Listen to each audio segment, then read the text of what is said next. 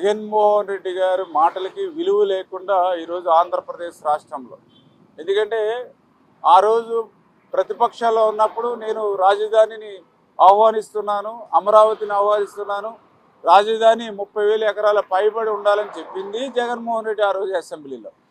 మళ్ళీ అధికారంలోకి రావడానికి ముందు, ఎన్నికల ముందు 2019 ఎన్నికల ముందు కూడా నేను మగాడిని, నేను ఇక్కడే ఇల్లు కట్టుకున్నాను అమరావతిలో, ఒక్క అంగుళం కూడా అమరావతి కదలదు అని చెప్పింది ఆయన. మరి ఎన్నికలు అయిన తర్వాత 151 సీట్లు ఇచ్చిన తర్వాత ఆయన మాట తప్పి మడమ తిప్పి అమరావతి కాదు 3 ముక్కలు అన్నాడు.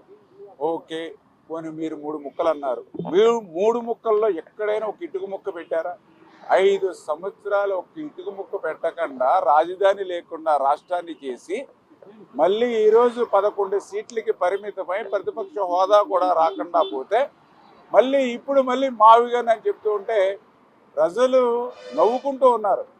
అంటే మచిలీపట్నంలో మా తీసుకోండి, విజయవాడలో వి తీసుకోండి, గుంటూరులో GUN గన్న తీసుకోండి అని అసలు మీరు చెప్పినటువంటి విధానం, మీరు చెప్పినటువంటి ఆ మావిగా నేను చెప్తూ ఉంటే ఇటువంటి వ్యక్తి 5 సంవత్సరాలు ముఖ్యమంత్రిగా ఉన్నాడు ఈ రాష్ట్రానికి, ఇటువంటి వ్యక్తి ఒక పార్టీకి అధ్యక్షుడిగా ఉన్నాడా అని చెప్పి ఈరోజు ప్రజలు కూడా మరి ఆలోచించుకునేటువంటి పరిస్థితి వచ్చింది. అంటే ఇటువంటి తొక్కులకు ఆలోచనలు అనేవి ఈ ప్రపంచంలో ఒక జగన్మోహన్ రెడ్డికి మాత్రమే వస్తాయి. అంచేత ఇటువంటి జగన్మోహన్ రెడ్డి చెప్పేటువంటి మాటలన్నింటినీ కూడా ఒక జోక్ మాదిరిగానే తీసుకుంటున్నారు తప్ప ప్రజలు ఎక్కడ కూడా దాన్ని సీరియస్గాను పరిగణించినటువంటి పరిస్థితి మనందరం కూడా చూస్తూ ఉన్నాం. రేపటి భవిష్యత్తులో ఇలాంటి ఆలోచనలతోటే నువ్వు పోతే, నువ్వు ప్రజలు బుద్ధి చెప్పినా కూడా నువ్వు మారకపోతే రేపు భవిష్యత్తులో ఆ 11 సీట్లు కాదు కదా, ఆంధ్రప్రదేశ్ రాష్ట్రంలోనే వైఎస్ఆర్సీపీ పార్టీ కనుమరుగయ్యేటువంటి పరిస్థితి.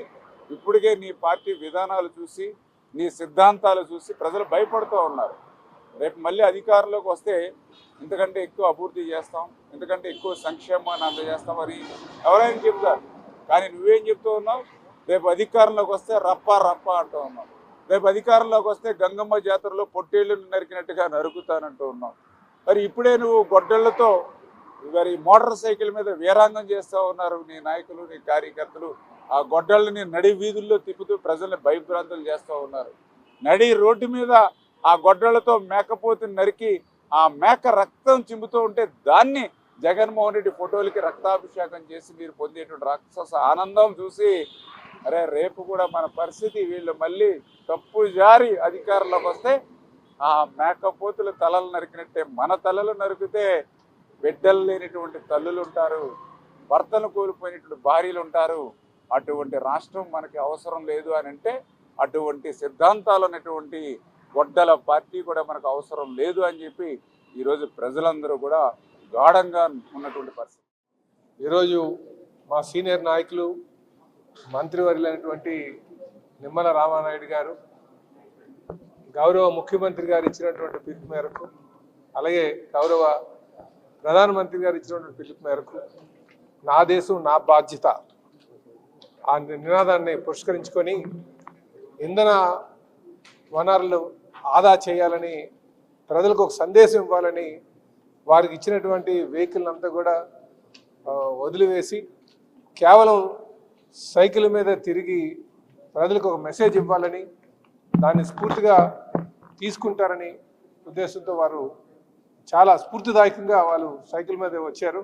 నేను కూడా మార్గ మధ్యన ఆయన చూసి నా వెహికల్ ఆపి ఆయనకు ఒక నమస్కారం పెడదామన్న ఒక ఆలోచనతో ఉంటే, అన్న మీరు కూడా రండి అని చెప్పి నన్ను కూడా ఎక్కించుకొని సుమారు ఈ 5 కిలోమీటర్ల దూరం ఆ సైకిల్ మీద తీసుకురావడం ఆయన పట్టుదలకి అదొక నిదర్శనం. నిజంగా మనందరూ కూడా స్ఫూర్తిగా తీసుకోవాల్సినటువంటి అవసరం ఉందని చెప్పి ఈ సందర్భంగా తెలియజేస్తున్నారు. ఇది ప్రతి ఒక్కరు కూడా, ఎందుకంటే క్లిష్ట పరిస్థితిలోనే సకాలంలో మనం స్పందించడం చాలా అవసరం. దాన్ని మరి ఈరోజు మంత్రివర్యులు తీసుకున్నారు. మనందరూ కూడా ఆ స్ఫూర్తిని అందరిలో నింపి ముందుకు వెళ్దామని చెప్పి తెలియజేస్తున్నారు. నమస్కారం.